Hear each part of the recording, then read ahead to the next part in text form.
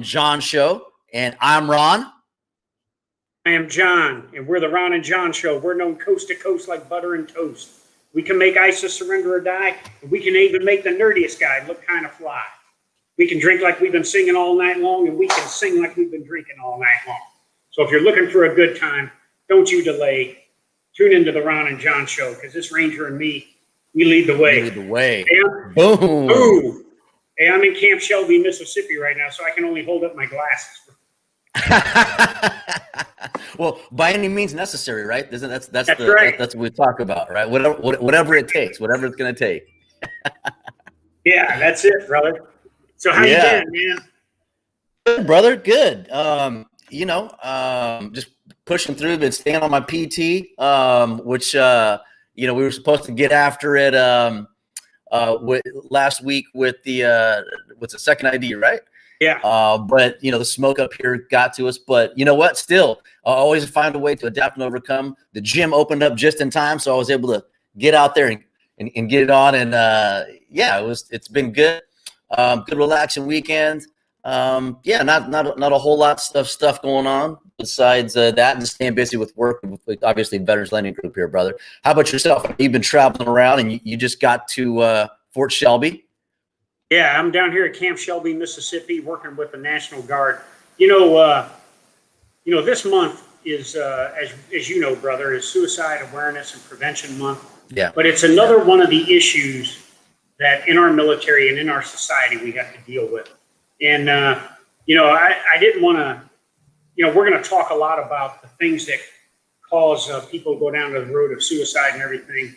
But I wanted to talk about something that we had a lot of challenges with social and racial injustices and everything. And some people can think that we don't have a problem with that. But an incident happened this morning that tells me it's alive and well, that there is still racism in our nation. And so me and my FedOps compadres, Matt and Harrison, we went on a run out here on a trail. And we're running down the road, public property, and there's a gentleman on a park bench right there. He's got a really nice bike, and he's dressed very well, and he's laying on a bench. And he's an African-American man, and he waved at us, so we waved back to him. We just kept on running our PT. Well, we did our turnaround, we came back, and we were stopping, doing some push-ups and some other things. And a white gentleman come down with a dog, and he came by us, and he says, "Hey, don't worry about that guy on the bench back there." He said, "I just called the police." And I thought, here's an American who is on public property. He's doing nothing wrong. And the only thing I can think of is that he was guilty of being black and sitting on a bench. And so this guy said that. And so my colleagues and I were running back. I said, "That's blatant racism." I said, "The guy was doing nothing wrong." I said, "He's sitting on a park bench." So my point in all of that is, as much of progress as we've made, and you and I have certainly talked about this, and certainly you with your African-American and Hispanic heritage fully understand that we still have a long ways to go. And every time people think that this problem is not there, something like this morning happens here in the state of Mississippi that just really, I was on my mind all day. I couldn't believe that. I don't care what the guy was doing over there. He was not breaking any laws. He was on public property, Right.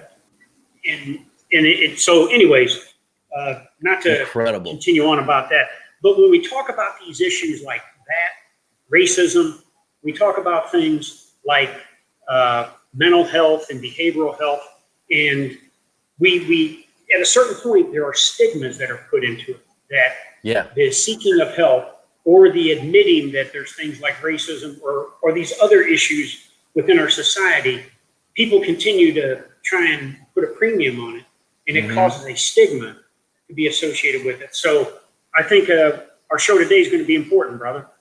No, that's great. And one of the many things that I love about you, brother, is just that you're not afraid to speak your mind, the truth, what you see, and what's really going on in our community, and you can't ignore it. And we never ignore it on this show, and obviously in our day-to-day lives.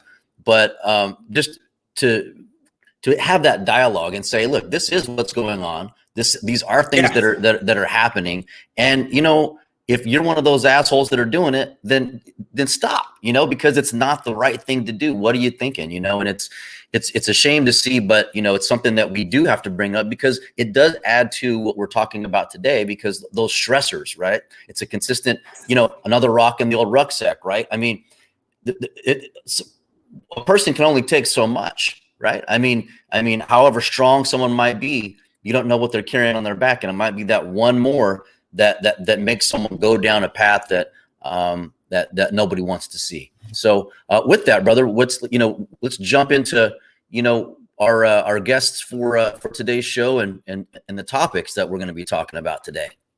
Yeah. So today is going to be very important, Ron. Again, this is something, when we talk about suicide, we talk about depression, PTSD, traumatic brain injury, anger, grief, all the things associated with that may cause people to go down the road of considering suicide or ultimately committing suicide. We have two wonderful ladies on today, and you know, both belong to an organization called 22Kill, and it's focused on preventing suicide. Also, one of them, Tempa, she is the founder of Stay the Course. She is a spouse of a Marine veteran and an Army Reserve veteran. And Sara Compton, who is you know, the founder of 22Kill. Unfortunately, she knows suicide all too well, as her husband, a Marine, committed suicide. So let's bring these wonderful ladies, these wonderful Americans out, Vic. There they are. There they are. All right. Hello, ladies. Welcome to the show, ladies. Great to meet you. I forgot to say, you know, Ron, that Tempa is also a board member with me on the FitOps Foundation, which outstanding. You know, we've done some collaboration a little bit. I want to see what's on your schedule. Anyways, so ladies, how are you today? Doing well. I'm the beginning recovery of my broken ankle. So Oh no. Yeah, I'm propped up with pillows right now. Okay, so let's just kick it off and get out of the way. Where was this? Was this a Sturgis accident or mountain biking? What do we got? Well, this was a dragon accident in North Carolina. So I was riding the dragon on my motorcycle and crashed. So okay, it was a fun time until the end of it. That's awesome. It usually is, right? Yeah, exactly. But I'm doing well other than that. Oh, Yeah. Fantastic. And how about you, Sara? Yeah. Great state of Texas. Yes, sir. Great state of Texas. Right. Okay. I see the heart back there. You know, in Texas, we have to put the name Texas on everything. So That's right. Propane and propane accessories, everything. I lived in Texas for a little bit, so I know all about that and Friday night footballs at the high school. So,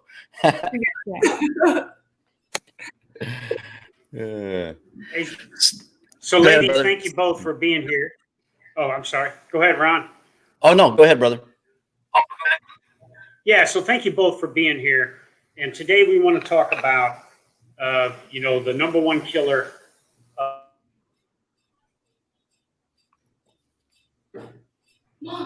Oh, all right. Well, he'll be back. So I'll pick up where he left off. I'm pretty sure he was going to say the number one killer. There he is. Yeah. So we're having some technical difficulties here. There may be some non-state actors involved trying to prevent us from talking about this here. But we're going to, you know, they have two options, surrender or die, okay? That's right. And we're going to continue to get on with this dialogue. But we know that the number one killer of our veterans right now is suicide. And in terms of where we're at on the active duty force, it is still a huge issue here today. So what I'd like to do first is, Sara, ask you about 22Kill and why the foundation and in the organization and, you know, and where you're going with that. absolutely.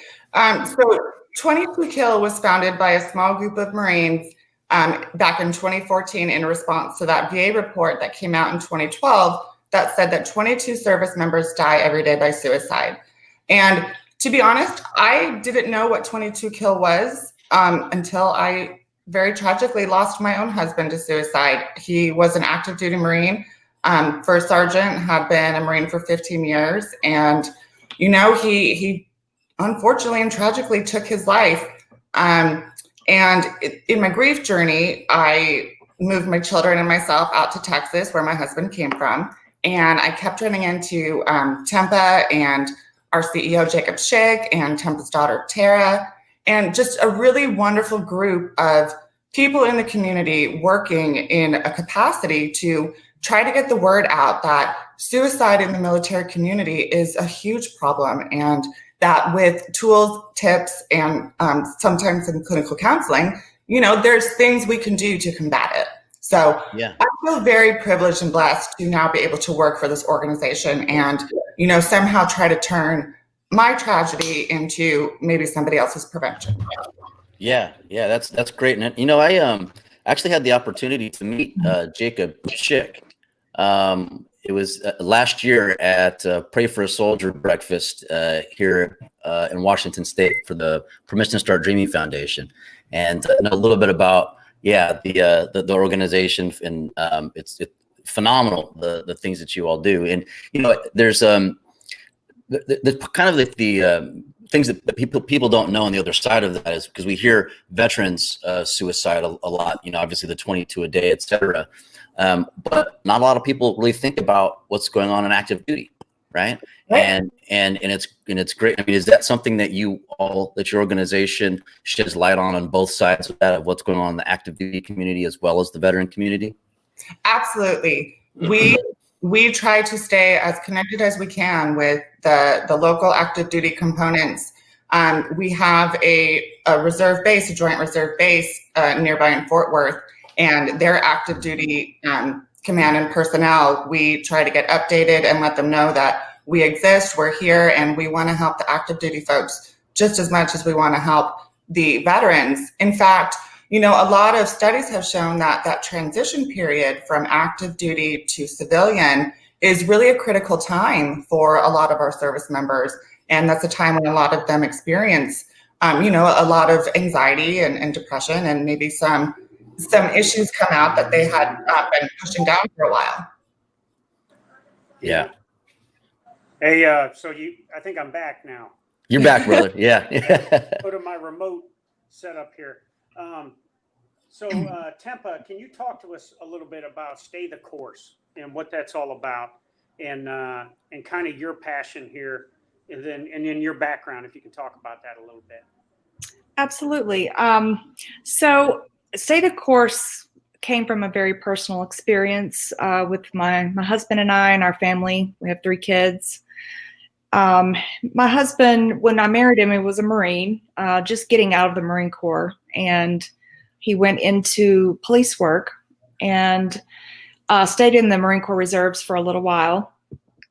And then, you know, he focused on his police career, and after 9/11 happened, you know, he was itching to get back into something. We, in 2007, he went back into the Army Reserves because he was almost 40. The Marine Corps wouldn't take him back. He was too old. And so he of course went into a special operations type of reserve unit and was deployed 8 months later. Oh, wow. Yeah. So in 2008, I was a high school teacher. I had a high school student, middle student, and a college student. And we did the deployment. He was gone a total of 15 months. And we were used to, you know, crazy schedules and things like that. So I didn't think a thing of it. When he came home, the same man didn't get off the plane. Yeah. And our world just got turned upside down. We were a reservist family, so that's very different. We weren't as connected to that support that active duty has. And in the police world, he had a double whammy. He had the first responder piece, and the military piece kind of, Yeah. It made it very complex. So we searched and searched for help, culturally competent help. And it was very difficult to find the right counselors that really understood what we were going through. Yeah. The textbook does not do it justice. And so I just, through my own work in counseling, a fire was lit inside of me. And I knew I was being called to go and do something. So I left teaching. I went back to school, got my master's in counseling psychology, and I was dedicated and determined to help military families and first responder families too, because we do serve them as well. And so it was a journey from there. My husband ended up losing his police career because he received a PTSD diagnosis. Mm-hmm. And through my schooling and the experience and the setback of that, he took his police retirement and donated it so I could start Stay the Course. So I founded Stay the Course with a really good friend of mine who I'd worked with at another nonprofit, Lindsay Hartley. And she was she did 2 tours in Iraq. And she stepped out with me. We started Stay the Course, providing individual, couples, family counseling, and culturally competent counselors were hired who really got it, whether they were either veterans themselves or family members of veterans. And that has been our secret sauce, is making sure that we create this community, this tribe, where people feel like they belong and that the people there really get their experience in some way. Yeah. And that's made a huge difference. With everything happening now with COVID, is it? I mean, as far as the services that you offer, is it in person only? Have you gone online as well to take advantage of that technology to help across the country? Yes, sir, we have. As a matter of fact, we were already doing it, so we were ready, and we just expanded out, and you pivot and you do what you have to do to help the people that you help, right? Yeah, absolutely. Yeah. And we saw a dip in services right at the very beginning when everybody was kind of frozen, not knowing where to turn, what to do, and then immediately a huge spike in services as the stressors of this experience has been on people. Yeah. So that's what I was going to ask next. Is if that had a contributing to that, if you saw that spike because you were more accessible, or did you see a spike because there's so much isolation that was going on due to COVID? I think both of those are probably true.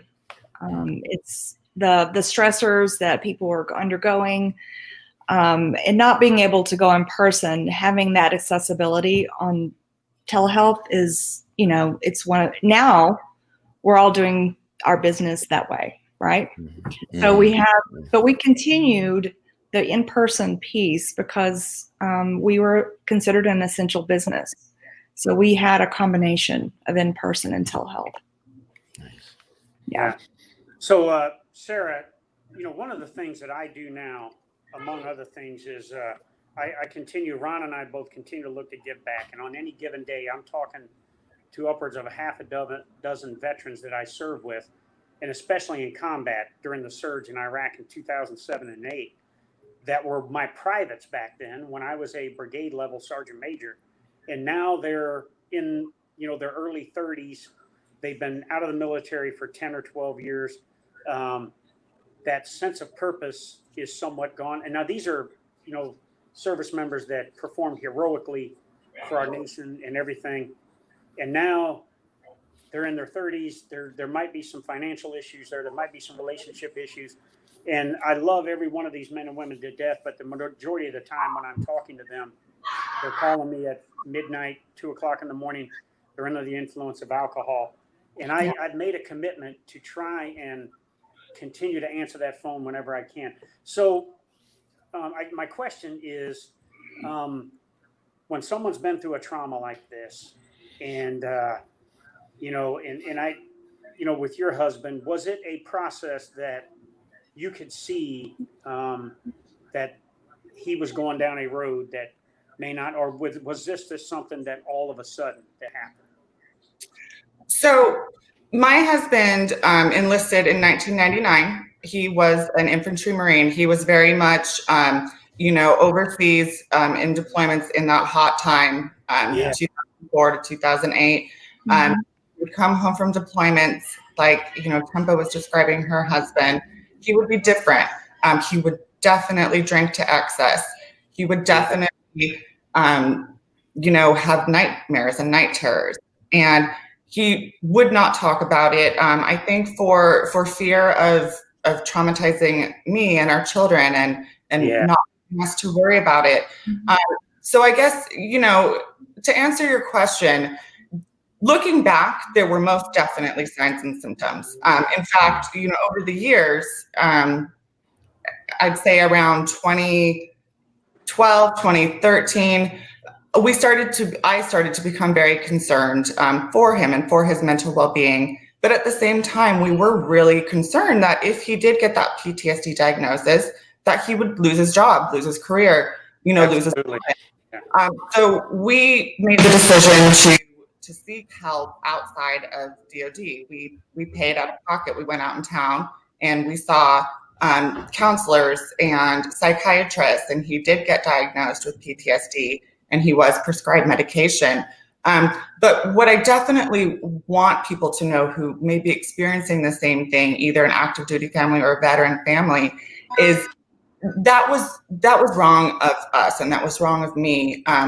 You know, fear of losing a career, I look back and obviously can see now is nothing compared to losing your loved one. And I didn't think for a moment back then that suicide was an option. But, you know, you can't really look rationally and try to explain rationally a disease of the brain, which is what depression, anxiety, PTSD is. And so, you know, my advice to offer, just based on my own mistakes and my own, you know, fears of security in terms of job and that sort of thing, is none of that really means anything in the long run.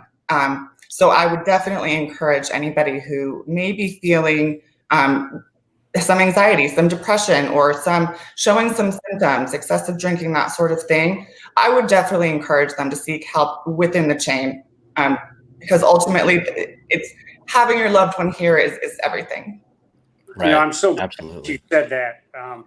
You know, so I think I shared with you ladies the first time we did a Zoom call that here I was, the senior enlisted advisor to the chairman of the Joint Chiefs of Staff and the Secretary of Defense, and I'm about a year out from retirement, and my wife gave me an ultimatum and said, hey, look, we're a year out from all of this being over, and it's just going to be us, and we can't live with how much anger you have and how much you run around and you're pissed off all the time. And so I initially went to seek treatment to appease my wife. You know, I thought I hadn't drank the Kool-Aid. You know, I was like, hey, I'm just an angry old sergeant major. Isn't that what I'm supposed to be? You know, and when I met my therapist, and I was not going in there looking for pity or sympathy or anything. Really, it was to appease my wife. But then after I got in there and I could see that this lady really knew what was going on inside my head, that now I wanted understanding, but I didn't want sympathy or pity. And when I got diagnosed with PTSD, I had to walk out of that doctor's office and I had to walk to Secretary Jim Mattis, the warrior monk, you know, Mad Dog Chaos, whatever you want to call him, and him and fighting Joe Dunford, who was my immediate boss, the chairman. I had to walk and tell them that I had PTSD.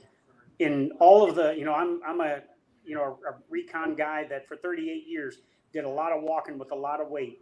But the most weight I've ever had on my shoulders and the longest walk I ever did was at 200 meters to tell the two most senior leaders in our entire U.S. military that I was in treatment for PTSD. But I knew I had to do it because if I didn't do it, I would be a hypocrite to every other service member out there that is looking to seek help and get over this stigma of seeking help, or any veteran out there. So I absolutely agree with you, Sarah. It's hard to do it, but in the end, no job, nothing is worth losing a service member. So thank you for that. Ron. Yeah, absolutely. Tip, I have a question for you. So I have friends that are also in law enforcement that are veterans as well, and you know, one of them is one of my closest friends. And could you describe for our audience that double whammy, right? Because a lot of people don't really understand that when you have someone that's a veteran that's served in combat, and then they come back and now they're in law enforcement. And, you know, all those things that go along with that, as well as, you know, what law enforcement see a lot of times is pissed off veterans that want to hurt themselves as well. Can you describe that a little bit about what that looks like? Sure. You know, obviously there's a reason that veterans go into law enforcement. There's, you know, they're cut out of the same cloth, basically. But what's important to know, the difference is that, you know, you go on deployments and you get to come home. You get to be off your deployment. First responders do not. And they're rarely off duty when they're off duty, because they truly cannot stop being, you know, that person, even when they're off duty. I know my husband, we couldn't even go out to eat in a restaurant. This was even before he, you know, did his deployment, because, you know, his training kicked in at everywhere we went. He was a police officer, you know, and that's who he was. And so they never let their guard down. There's never a time to relax. So when your body is releasing those stress chemicals, you know, that all of that cocktail of chemicals that your body releases on an ongoing basis, it erodes that nervous system and it changes the brain. And so that's really important to know. So that double whammy is really powerful, because they go from their military experience to this daily, day in and day out experience that never ends. Yeah. Yeah, I was talking to my my buddy, and he basically just said, you know, I just don't want to carry a gun anymore, you know, and it's like, yeah, I could see that, you know, and get that, and you know, we've talked enough to where, you know, I have an understanding of that side of it, as far as he can describe to me, but that was pretty powerful. It's like, wow, that's, you know, the weight of that. You know, just weighed heavy on me, on my heart when he said that. And another thing is, there's not a safe place for them to go, because I believe John or Sarah, one of you said, they're wanting to protect their family. Yeah.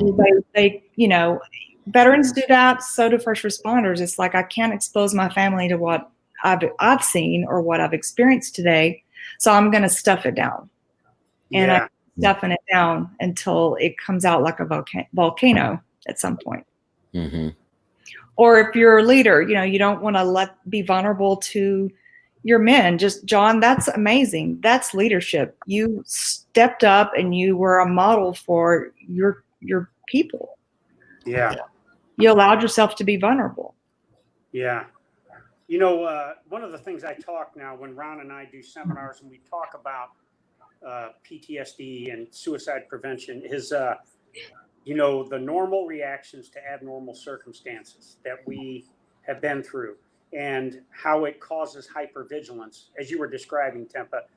And so I would ask, you know, we would get in these conversations and people, well, you know, I don't have challenges or anything like this. And Sarah, this is kind of getting back to the point you were making. But I asked him, I said, well, when you can go into a restaurant with your family, do you make sure that you sit so that you can have eyes on all avenues of approach into and out of that restaurant? Yes, I do. I said, to include the kitchen where the staff is coming out? Yes, I do. Or when you are walking down the road or you're outside and a vehicle pulls up slowly or it pulls over and stops, you immediately go into an imaginary low ready position with an imaginary rifle as if you're back in Iraq or Afghanistan. Well, yes, I do. Well, these are normal reactions to the abnormal circumstances we've served under. It doesn't necessarily mean that there's something wrong with this other than we have been through these traumatic events, and this is our way of dealing with it. And my question is, in my opinion, until we normalize that these are normal reactions to abnormal circumstances, we'll never get beyond the stigma. So both of your ladies' experiences, how do we get beyond this and further normalize that some of the traumatic things we go through will create this hypervigilance and will cause us, as Tempa, you described, to stuff it down. But how do we get beyond that so that it's more understanding, both in the military and in law enforcement and with our veterans? So I think, to echo what Tempa said, I applaud you for that tremendous leadership and for kind of sticking, your head out there and making it okay to not be okay at the highest position. Activities like that, actions like that, these conversations, this podcast, and ultimately suicidal ideations, trauma, it is something that is prevalent in the military, law enforcement, first responder culture, but it's also prevalent in the civilian culture. Civilians are the loved ones of our service members and our first responders. And I think the more that we can explain that, trauma is trauma. PTS is, just as you said, it's a reaction to the abnormal situation. I think the more that we can help people understand that these situations can happen to anybody, and the way to help it and to normalize it, if you will, to end the stigma is just to scream it out and just to not be afraid about it. I admire and I applaud you. And I myself was diagnosed with PTSD after I lost my husband. And so while I will never understand what my husband saw in battle and what you saw and what Tempa's husband saw, I can at least have some sort of understanding of what that means and what that means to me, and how I can work with that and work through it to be a better person and a better mother. Well, I think being a military spouse with a husband or a wife that's in combat is a little bit tougher, because I think when we're in combat, we're in our safe space because we know the circumstances. We're wearing 60 to 80 pounds of kit. We have weapons. We have our battle buddies on our left and right and everything. But the fallout of that, whether it's loss or wounded service members or, memorial services and everything, you all deal with that back home. And I think, as you described, that has a certain effect on the military spouse that, is as equally as traumatic and causes post-traumatic stress. So I appreciate you sharing that. And if I could chime into that question briefly, this is a human problem, and that's basically what you're saying, Sara. It's a human problem. We've had human struggles since the beginning of time. We have these diagnoses that we label things with, but really we're designed biologically to respond the way we respond. And until we are able to change the culture and allow people to talk about what they need to talk about openly, that it's not okay to be okay sometimes, then we're going to continue with this issue. So just to give you a couple of numbers to back that up, in the highest suicide rates in the USA are Montana, Alaska, Wyoming, New Mexico, and Idaho. So they're all remote states. A lot of isolation. Yeah. There's a higher prevalence of gun ownership in those states. And so, the rates have gone up in those states. They've increased 30% over the last 20 years. Wow. So the more we isolate, the less we talk about it, the less it's okay, the higher the numbers get. And I appreciate you guys having the courage to have these conversations on your podcast, because this is what it takes. They need to hear people like us I myself was affected and impacted by the struggles that we went through. I came close to losing my husband.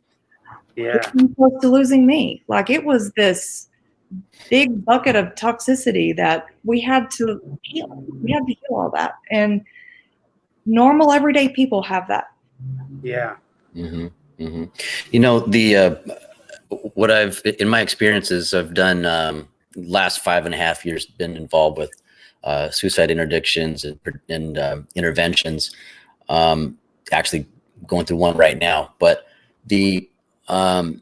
what we've seen is, you know, when you talk about this as a human problem, and we're seeing a lot of this in active duty, and for some folks that haven't even deployed. Not that matters, because the thing is that now we back that up, and what I've experienced with myself is some of this stuff doesn't have shit to do with what I had happen in the military. Exactly. A lot of right. Exactly. I mean, let's back it up. I mean, if we're gonna have the conversation, let's have the damn conversation and talk about the life that we had before we even went into the military.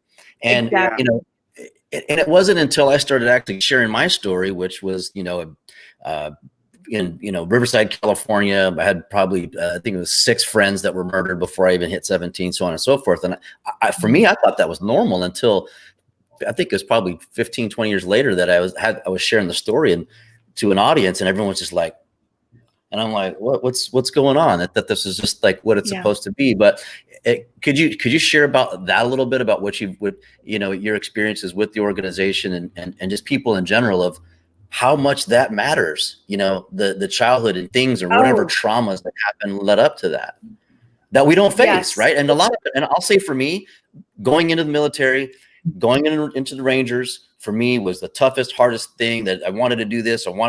It was literally, I didn't care. That, I mean, it's a weird way. It's like, I don't give a shit anymore. I'm going to go do this. It's better than what the hell I got back here. So, Right. Yeah. Right. So you didn't think you had anything to lose. No. Yeah. No, so zero. that is a common thread. So in my experience, you know, over the last 10 years of working as a therapist, you know, and I specialize in working with traumas. The childhood, the prior military piece is a huge common thread. And I would say it's extremely consistent. We're actually doing some research studies within our organization about the correlation between trauma and, you know, childhood trauma, military trauma, and even how the relationships and attachments affect how you respond to trauma as well. So it's really, it's phenomenal how all of it works together. Yeah. Hey, Ron, I think we got a question from the audience. All right, brother. Question from the one and only Cliffy Clavin. Oh, Cliffy Clavin. There we go. All right. So every organization has, or any of, you know, podcasts like this has that guy that always comes on and they know their place. You know, they go to the Cheers bar. Their seat is always there. Ours is Ed Sullivan, so we call him Cliffy Clavin here. Go ahead, Ron. Yeah. So Cliffy Clavin, Mr. Ed Sullivan says, I had a question for Sara and Tempa. I'm currently pursuing a master's in psychology, and I'm hoping to work specifically with veterans with PTSD. Do you have any advice or recommendations on how to work with them, given your own experiences with that population? Sara, go ahead.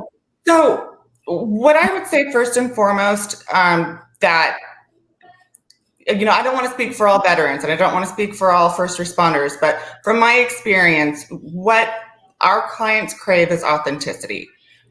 If that authenticity comes from personal experience in service, there's a point of connection. If that authenticity comes from a personal experience in the classroom or some way for you to connect with that client on a human level and let them know that you understand their trauma in a way that is more than, you know, having read it in a textbook. To personalize and humanize, I think, is really what we all want and need. Completely agree. Authenticity is it. Really becoming culturally competent with the military culture and understanding that all military is not the same. We have many subcultures within the military, and that's very important, you know, and don't assume. I would say military probably, they create silos even maybe more severely than the civilian population. Just from my experience, it's, you know, and so we can't automatically say, well, if you put 8 veterans in a room for group therapy, that those are automatically going to be the best fit. Yeah. And so really becoming culturally competent, and, you know, if you're a veteran yourself, awesome. Or if you have family members or friends, really sit down and talk and learn about what that is about, because then you'll be able to connect and do some really great work. Mm-hmm. Go ahead, brother. Awesome. So, Sara, we started off talking about 22 Kill. So for you all, what's the future look like? And where are you taking this organization? And the same with Stay the Course, Tempa, if you can kind of describe where you're looking at going in the future. Sara, do you want that one? Sure, thanks. We're so excited to look ahead, look towards the future. You know, even though things seem really uncertain, right, in this time of pandemic and in this time of really sort of unprecedented social upheaval in some of our major cities, there will always be a place with us and with the nonprofit organizations we work with to love, support, and want to help veterans, active duty, first responders, and their family members. In fact, you know, you'll be hearing more and more the name One Tribe Foundation. As we grow, and as we have grown over the years, we've sort of outgrown the name 22 Kill because, you know, as we talked about earlier, that number 22 represents veterans who die by suicide, but that number doesn't necessarily hold that same meaning to law enforcement officers and fighters and EMTs and all that other whole host of clients that we serve. So in the future, you'll be seeing a lot more of the name One Tribe Foundation, but 22 Kill isn't going to be going anywhere. That's our roots, that's where we come from, that's who we are, and that will definitely be in existence as awareness and outreach.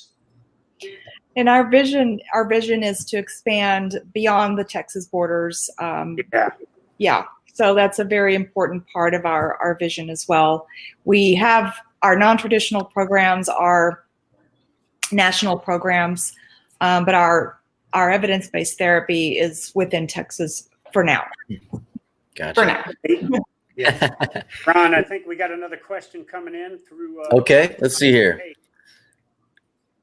Here we go. Let's see. What advice do you have for other wives? Are there signs that people can watch out for? Which this is a phenomenal question. You know, when we were just when John and I were speaking at Second ID, you know, a room full of first sergeants and command sergeant majors, and said, you know, the canary in the coal mine, the person that's probably going to know what's going on with you first is the spouse. How many people here are married? And all of them shoot their hand up. And I said, okay, well, ask your spouse if anything has changed. So please weigh in on that, ladies. Please. Only speaking from my own experience, the largest mistake I can point to was thinking that he and I could handle it outside the chain of command, that, you know, once we had a name and a diagnosis and some sort of plan, that we can handle it, we got this. But we didn't. I had no idea what we were up against. And so much what I've learned, you know, doing my own work and my own therapy is that the diagnosis is just the first step, really. I mean, that's just sort of coming to terms and really realizing that there's a lot of work to be done. So much more important beyond that is the consistency and being able to stick with some sort of treatment plan that may include either clinical therapy or peer support or what have you. You know, having gone outside the chain like we did, we really were at the mercy of his deployment schedule, which was every year. So, you know, if he wasn't deploying, he was working up to deploy. So we really kind of set ourselves up for failure. And I deeply regret not having, like I said, not having gone through the DoD chain of command and, you know, taken whatever work consequences, if there were any. Maybe there wouldn't have been. And I am happy to say that I'm hearing more and more that active duty folks who are reporting these things are not having any negative impact on their career. In fact, you know, those brave people that are willing to talk about mental health can really serve as that example for so many others. Right. And I would like to offer a few more detailed warning signs. Withdrawal, you know, that isolation, withdrawing from the things that they used to love doing and people they love. That's a really huge thing. Also, unexplained anger and just behavior that's outside of their norm, you know. And I do want to tell the audience out there, there's not a cookie cutter formula here. Okay, it's an individualized thing. There's not one way to do it, and don't, because the families can't carry that much weight on their shoulders. Okay, and I'm kind of speaking to Sara too. There are the best, you know, vision is hindsight, correct? So, you know, we can learn from, you know, the past, and hopefully we can improve the future, but everybody's different and it doesn't always happen the same way. And so we're not going to be able to help everybody the same way. One thing that's really important is purpose. You know, if someone has lost their purpose, and they will lose their way. That rings true over and over. And we talk about that with the fit ops, right? So, and so purpose is important, and doing things in your life that are building resilience and filling your cup. Those are the things that keep us going. Yeah. What advice would you have, or how do you even start the conversation? You know, there's, from a military spouse or from a spouse's side of you know, point of view, you know, and some of them might be thinking that is, God, where do I even start? You know, because of fear, of real fear because of seeing how, you know, the reactions are. I mean, I you know, I was married once. It's probably why I'm divorced, but I mean, it's still, I remember there's times where I, you know, would clear a wall off of stuff, and, you know, like, so where does that even start? Right. So some things I've learned as a spouse and with working with other people as well, time and space is important. Finding that time when they're not activated, that's not the time to have the conversation. So if, you know, if they're angry or if they're withdrawn, you can't make them talk. So, you know, if you can try to look for that opportunity that's creates safety for them. And if you notice these behaviors coming across as a very non-judgmental ally, you want to be an ally to this person, non-judgmental, even if they say they're drinking too much or using some kind of drug or they were out all night, you know, coming to them with this idea of, I'm really concerned about you, and use that evidence in your, you know, in your favor. You know, I'm noticing these things and I'm really, really concerned that you don't want to live anymore. And so it doesn't have to be this big dramatic thing. It just needs to be you know, a small, non-judgmental, easy conversation. And that, you never know where that can lead. And the second most important thing, or really the first, but they're come close, non-judgmental and listening. You have to listen. Let them talk. Let them talk it out. Yeah. This will be the first time I shared something like this. So the two things that I think drove me into treatment was grief from loss, from 5 combat tours of men and women, but also fear being the fear of not being prepared. And so my wife Sandra and I, when I was the SEAC and we lived in this huge house on Joint Base Meyer Henderson Hall, and I was always an early bird because I had to be up early at 3:30 in the morning and PT and all that. So whenever Sandra was with me in the house and she would be downstairs watching TV, I could sleep, relatively safe and everything and everything. But if she was traveling to visit our kids and grandkids or whatever, I would make sure that all the doors were, dead bolted, and I turned on every light in the house except the bedroom light, and I slept sideways in the bed so I had eyes on the door. And I was on the most secure base. The chairman of the Joint Chiefs of Staff lived across the street from me, the Chief of Staff of the Air Force, the Chief of Staff of the Army. I was surrounded by these general officers that had all this security, but still that fear of not being prepared and, drove me to do things like this. And when I shared that with my therapist the first time, she was like, okay, that's normal. She says, so this gets to the question that, one of our viewers has down there, Ron, and I'll let you deal with that. Yep.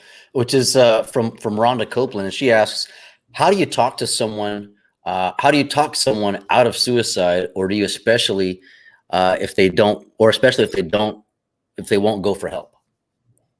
It's a good one. So, I'm not a clinician, and I'll, defer to Tempa for the clinical side of it, but I don't think you can talk somebody out of the act of suicide.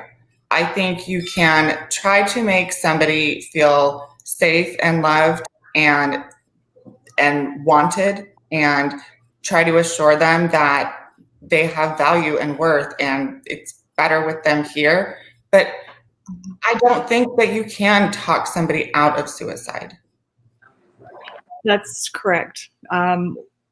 We cannot save other people, and especially if they don't want to help themselves. What the key to it is listening and helping them find the reason they want to live, right? And so that's where those conversations happen. Let's take the conversation back to what's keeping you here? Where's your lifeline? Like helping them discover those lifelines of purpose and loved ones and things like that. So as a therapist, we want to help build that resilience and that belief in themselves that they can actually help themselves. So the therapist is not saving me, I'm saving myself. Mm-hmm. Yeah. Yeah, I just so for me this month, it's been really interesting. Tough, we'll say. So this is this month is the third year that my Ranger buddy Matt Wilson suicided, which is especially important because that he and I actually planned out together of what it would look like on how we could warn transitioning service members about what's going on the outside, and look at what we got here, with John and I. And so that's something that goes through my mind every time. But also this is also going through doing an interdiction right now with another good Ranger buddy that we're together, that all knew each other. Anyhow, that's one of the things that we kept reiterating was, the value that he had, where he was at in life. And he was toward the point where he was telling him, speaking about himself, like, what, no, I'm not a dumbass, I can do this. And it's like, and it was, it's something that probably it takes practice, obviously, or I'm not a trained clinician at all.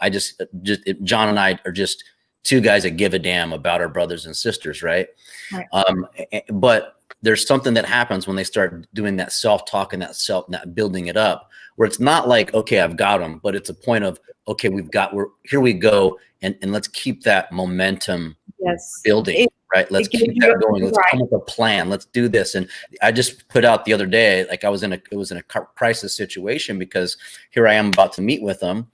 We've been doing this going back and forth all week, but I knew that also when I met with him, I needed to have a plan, because at that point he had said, you know what, just tell me what to do. What's going on? I don't know. I need a purpose, I need to drive. And in that moment, it was a crisis situation, more so because if you're going to get involved with this type of work, you can't come in with no plan and say, well, we'll figure it out, because then they'll figure it out themselves. Right. Yeah. So, but anyway, just to piggyback off of what you were saying is, is get that self-talk where it begins to build them up. I mean, shit, it's even something, I mean, I have to admit, I do that every single morning when I wake up. Are you the person for this? Is this what you're supposed to be doing? Then I look at what we're doing and what John and I'm like, hell yeah, I am, but even, it's something that has to be consistent. So maybe you could just discuss that, because I do it all day long, and maybe some people can connect and relate to that and think, well, shit, maybe, man, I do that same thing. Right. It's a practice that we have to do every day. And it's normal for self-doubt to play into our lives. Right. And so practicing those skills is those are resilience building skills. So how do I talk to myself? Am I talking to myself worse than I would my worst enemy? Mm-hmm. And yourself, that's all you have really in this world, outside of people outside of you, right? Yourself, you can't love others until you love yourself. And so how you speak to that self in there is very powerful. And what you believe about yourself is very powerful. Mm-hmm. So that practice, I recommend for everyone. That's the best suicide prevention, is by making that a daily practice. Wow. Absolutely. And, to congratulate yourself and acknowledge yourself for the small victories. A lot like you, Ron, there are days where I don't want to even get out of bed, and I still struggle sometimes. And it's okay to congratulate myself for getting out of bed and going to work, even if it's not maybe the best or the finest. It's okay. Small steps. Yeah. Well, ladies, we are coming down to the end here of this. We could sit here and talk all night about this, but I just want to say thank you both for being here. Thank you for sharing your stories. God bless you both. You are true treasures to our nation, and I really appreciate what you're doing, and I appreciate the sacrifices you make. And thanks for being on the show today. It's an honor. Thank you so much for having us. Thank you so much. God bless. Ron. Yeah, just to piggyback off of that, and this is we talked about this actually. Jared from 𝘬𝘠𝘭𝘆 Brewing kind of brought it up as a topic, and it is something obviously that John and I talk about regularly. We do try to normalize it as much as possible on any platform that we have, but the work that you all are doing is it's so very important. There's not a lot of organizations out there that really get after the mission when we talk about saving lives. So just this one last little plug: how can someone get involved with your organization? Because it's from wherever they are. What can they do to help you? So obviously, starting with our website, 22kill.com, and you can send an email, info@22kill.com, and just start a conversation. Let us know what you're interested in. We need volunteers, we need donors, we need other supporters and advocates in other states, because it takes the whole tribe to help others. So I may need to call you up in Washington or, wherever I have connections. It's going to make a difference for the people we serve. And we have to bring together our resources. And so I just encourage you to get on our website or email us at info@22kill.com and let us know how you would like to help, because there are many, many ways. Absolutely. And we're also on all the social media, Facebook, Twitter, YouTube, all that stuff. So Awesome. Awesome. Well, thanks so much, ladies. And for all of you out there, thank you so much for tuning in to another Ron and John show, brought to you by Veterans Lending Group, where we can ETS, PCS, retire wherever you go. We are licensed in all 50 states, and we are the Special Operations and VA Financing. Until next week, we'll catch you on another Ron and John show next week. We'll see you there. Ladies, again, thank you. Thank you, ladies. God bless you both. thank you. Ron and John show. Make sure you get your PME hard, your PT in, retaining that purpose physically to continue to help you mentally and emotionally. We'll see you all next Wednesday.